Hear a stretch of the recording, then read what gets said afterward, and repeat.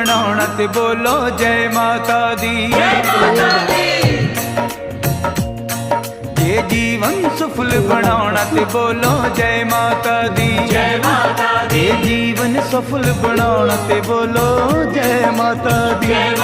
ਜੇ ਮਾਂ ਦਾ ਦਰਸ਼ਨ ਪਾਉਣਾ, ਜੇ ਮਾਂ ਦਾ ਦਰਸ਼ਨ, ਜੇ ਮਾਂ ਦਾ ਦਰਸ਼ਨ ਪਾਉਣਾ ਤੇ ਬੋਲੋ ਜੈ ਮਾਤਾ ਦੀ। ਜੇ ਜੀਵਨ ਸਫਲ ਬਣਾਉਣਾ ਤੇ ਬੋਲੋ ਜੈ ਮਾਤਾ ਦੀ। ਜੇ ਜੀਵਨ ਸਫਲ ਬਣਾਉਣਾ ਤੇ ਬੋਲੋ ਜੈ ਮਾਤਾ ਦੀ।